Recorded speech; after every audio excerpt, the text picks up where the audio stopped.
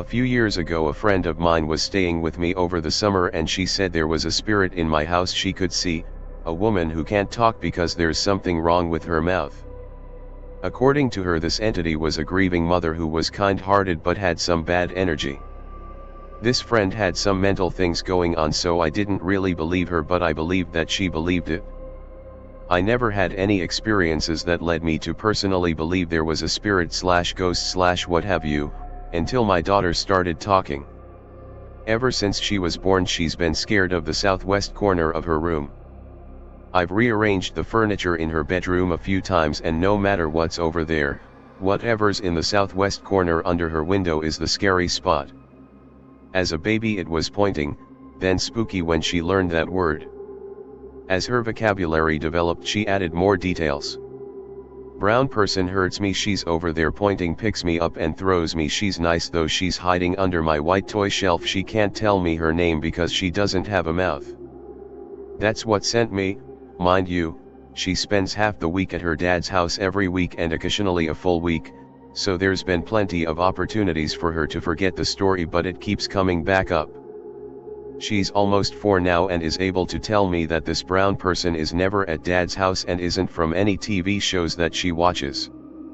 I've ruled out everything that would help me come up with a logical explanation to debunk the existence of this thing and I'm out.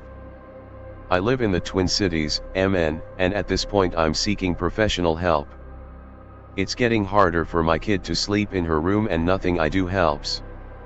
Any suggestions? On November 25th at 4 a.m. I woke up in a panic. I have been having sleep paralysis this whole month. It happens every November and whenever I am stressed.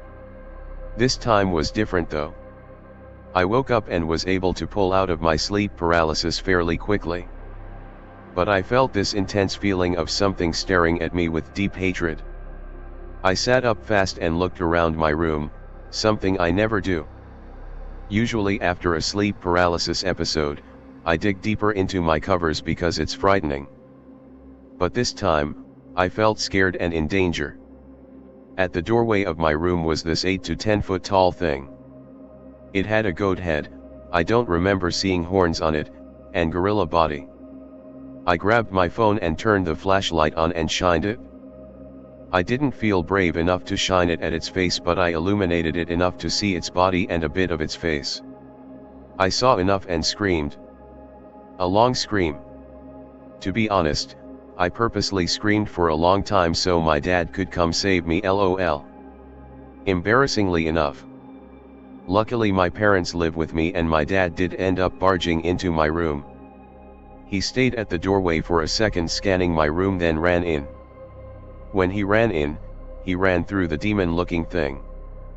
It grimaced when my dad walked through it and it dispersed. My dad ended up hugging me for a bit before we had a sleepover in the living room with the cats. I know I'm 30F, too damn old to have my dad hugging me to sleep, but that thing looked frightening. My dad is nearing 60 and is very into Catholicism, to almost an extreme, as he grew up seeing what his grandmother had to go through as a curandera, a village healer. He says he sees a lot of ghosts and demons. He always has his prayer music on. He wasn't always like this. He always said he could see the supernatural, but wasn't religious before. He got into a really stressful situation a few years ago and all of this magnified to where it is now. And to be honest, I thought this was religious psychosis. I'm not religious at all, as the Catholic Church traumatized me growing up. And honestly, I was really hoping all these ghosts/shadows/demons I was seeing was just an overactive REM cycle or just my mind filling in the blanks, but this goat head, gorilla body thing looked so real and it freaked me out when the flashlight didn't make it go away. My buddy and I came up with the following theory about why 2027 is the big UFO disclosure date we keep hearing about. Assume that we have reverse engineered some alien tech and are prepared to use it only if it's extremely necessary. The development of AI is turning into an arms race that is potentially way more serious and important than nuclear ever was. Whichever country wins the AI race to superintelligence will dominate the world. So China is preparing to invade Taiwan in 2027 in order to control 90% of the chip production that is needed for the development of AI. So they are going to try to win the AI race by military control of Taiwan. The US cannot allow that to happen, so that's the extreme necessity of using our super secret reverse engineered alien technology. Boom. The United States shows the world that we have crazy UFO tech to use to win the most important battle in human history, the battle that allows super intelligent AI to remain in the hands of the United States. That's the reason for the 2027. I need to know what y'all think. Paranormal or timeline crossover. D/T complications giving birth. My husband and I had to move to my father's house with our NB baby and live in my old room. A few months later I go on a trip with the baby alone, so when we come back my husband handles all of the unpacking and cleaning. I head upstairs and start to get ready for bed, take a shower, let my hair down, put on my comfy oversized red shirt and a blue pair of his boxers and go to sleep with the baby. I'm already dozing off when he comes barging into the room asking if I had gone outside. My son has just fallen asleep as well, so I shush him and tell him to lower his voice, but he just repeats himself and this time I hear urgency in his voice. So, I look up at him and get up now concerned. I say something along the lines of I've been in the room the whole time. Why would I go outside? He takes a deep breath and says, "Yo, that was crazy." I go from concerned to confused and he tells me that he saw me. He says, "I was washing the baby's bottles, and I looked up at the window because I saw movement and thought it was the old lady incident earlier that night, but I saw you in the reflection behind me going to the living room." He goes on to explain that when he looked at me through the reflection, I was looking in his direction but walking a different direction toward the living room. I was wearing a blue t-shirt and black leggings, my hair up in a bun, and my face was blurry. His initial thought is she must have forgotten something in the car. Then he heard the lock on the front door. It never opened, which he found odd, and when I was taking long to come back in he went to check on me. I was nowhere. Not in the car, the porch, the sidewalk, or the living room. That freaks him out and he runs upstairs to see if I went back up, which is when he barges in. I start to tell him I was never downstairs, and I was clearly not wearing what he saw me in, but now he's the one shushing me saying wait, wait, wait. He goes to the door, me following close behind, and leans out into the hallway. He looks down the steps, which are completely dark, and suddenly jumps backward, yells "oh shit," and hauls ass back into the bedroom. He really almost closed the door on me from how scared he got. He's naturally a fighter, not a flyer, so if he's running, so am I. We get into the room, and he slams the door shut and locks it while I rush past him and get into the bed. Once again, I ask for clarification, cause why are we running for our lives right now? He looks at me in disbelief and says, "Didn't you hear that?" No, I didn't, so I ask what heard. He says, "There was something running up the steps full speed just now." Nope. No thank you. We stay up a little while longer in silence, but both shook. A while ago I posted something on here through an old account about this experience, and some thought it could have been two timelines merging.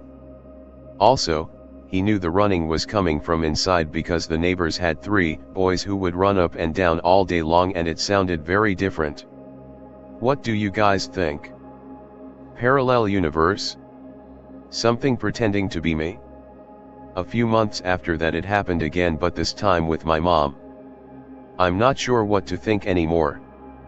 So this happened about 4 years ago. I'd like to say this is a true story, but I'm also a writer and you'll see elements of my writing style in it.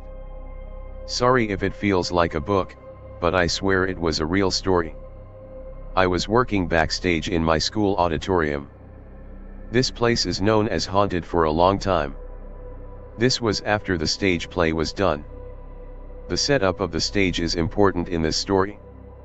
So there was a big wall, it had a makeshift door middle of the stage, a good 8 feet from the back of the stage. Behind it made a makeshift hallway for actors to run between sides of the stage as there was no other way to get to the stage.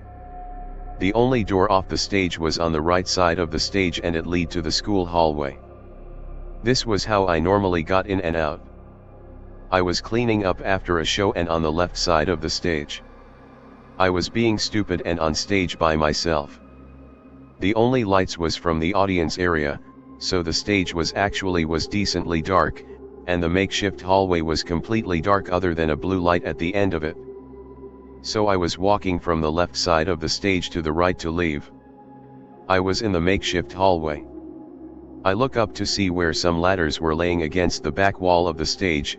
The blue light normally would let a small shine reflection show of them, but this time I saw darkness. It was a human figure. That's when I called out, "Anyone there?" Biggest mistake of my life. I realized this figure was 9 feet tall and that was not normal. The figure turned towards me. It was an outline of dark abyss but was an outline of a human figure. This is what throws me off. As I've seen shadowing abyss people before, once before when this happened, when the big figure ghost thing turned towards me I could feel it shock, like it didn't expect me to be there. I felt like it was going to be sneaking up on someone else with bad intentions, but I showed up, surprised it and ruined it. I then nearly screamed and ran off of the stage via the makeshift door in the makeshift hallway. I ran outside of that door and got off the stage and into the audience area where there was lights, never saw this figure again and I was very uneased.